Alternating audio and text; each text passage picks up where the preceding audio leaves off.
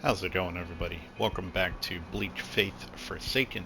So, we have a Technomancy build for you here today. We built this on stream the other night, and let me tell you, it has become much more powerful than I ever thought possible.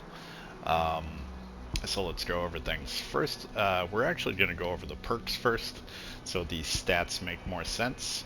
And I do still have one perk point to use here, and I think after mulling it over, I think I'm gonna pick up the additional 15% Technomancy penetration just for more damage.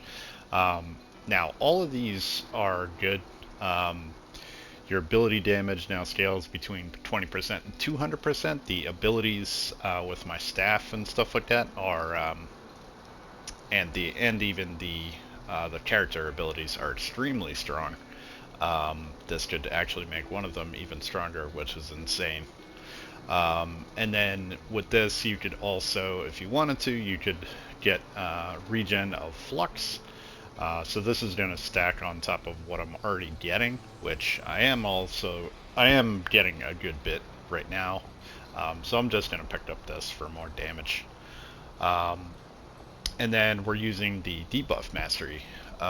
So frost and heat debuffs provide you with a passive healing, tick, decay, and silence debuffs. Last twice as long. Additionally, decay now also reduces target's all armor ratings by 3% per stack. And we got the upgrade for that for 2 additional maximum of each of the stacks. So pretty nice.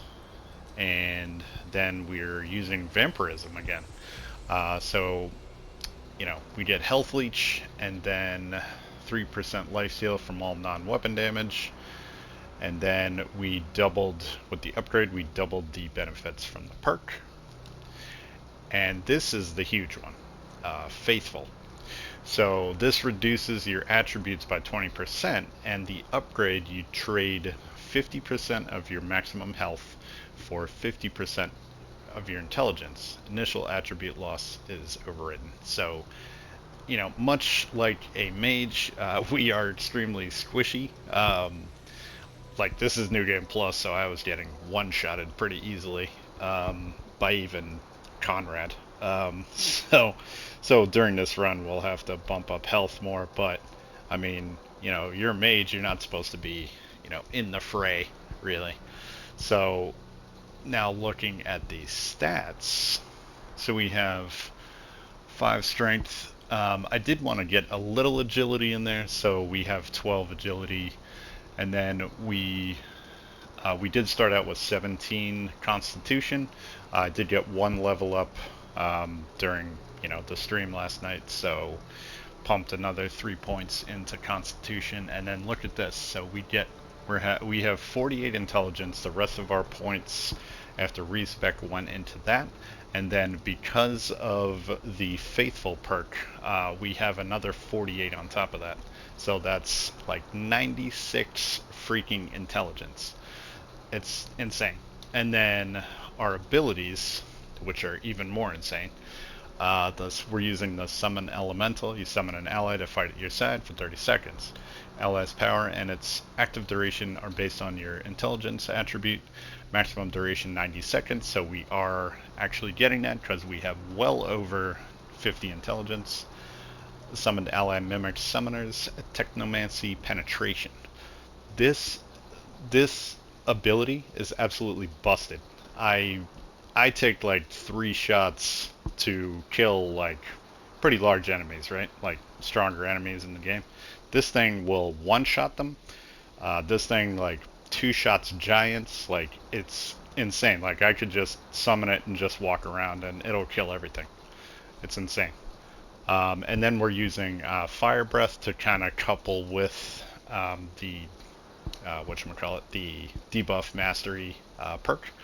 So it blasts fire in a frontal zone. You do kind of need to be up close for this. That's the only thing. But yeah, it works pretty well. And then going into the gear, we're using the Tech Priest helmet. You don't have any other crystal slots in there other than what's there, you do lose a little agility. So it's kind of a trade-off. And then we're using the Hunter Pauldrons, so you can see the crystals that we have in there. The Bone Cuirass, crystals in there. We got those pants on, crystals in there, and the Contractor Gloves. So I'm liking the fashion that we got going on here. So that's all the gear and all the crystals in there. Then we're using the Corrupted Cape because you get plus 800 sharp armor rating, plus 800 blunt, and plus 800 Technomancy armor rating, which is nuts. Then for the amulet, we get a plus 3 with the Flux Leech to intelligence and 150 Flux Leech rating. So we're constantly regenning flux, which obviously for a mage we need every last ounce of that. Ring of Lifesteal, since we're using the Lifesteal perk, we get +3. We get that +3 agility back that we're losing on the Tech Priest helmet, and then a plus 100 health leech rating.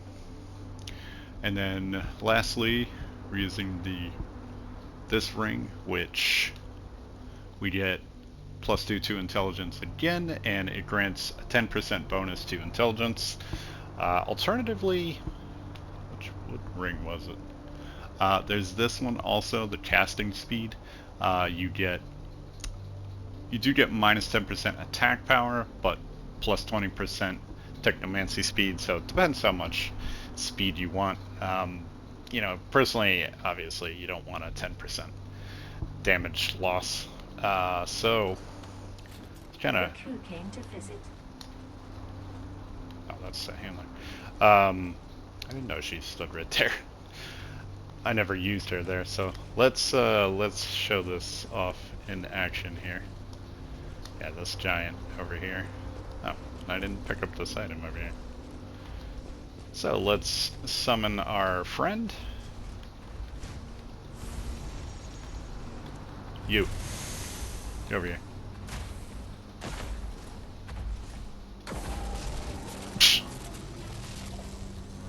Look at that.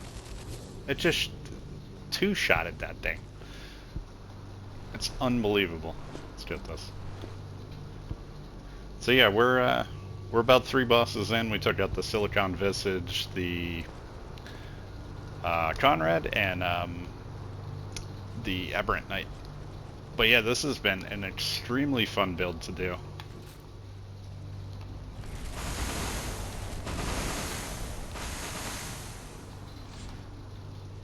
I never thought I'd have so much fun with a mage, but I would say the build, a Technomancy build, is probably hard to do from scratch in new game. Like any build, it's going to take time to build up, but I feel like this one, you get super good stuff at the end of the game, so if you're going to be doing a new game plus cycle, I would say try Technomancy out so you can get off to the races running, like right in new game plus, so you can respec your perks. So that is going to do it for this one. Hopefully you all enjoyed. Hopefully you're doing well. Stay tuned. More coming at you.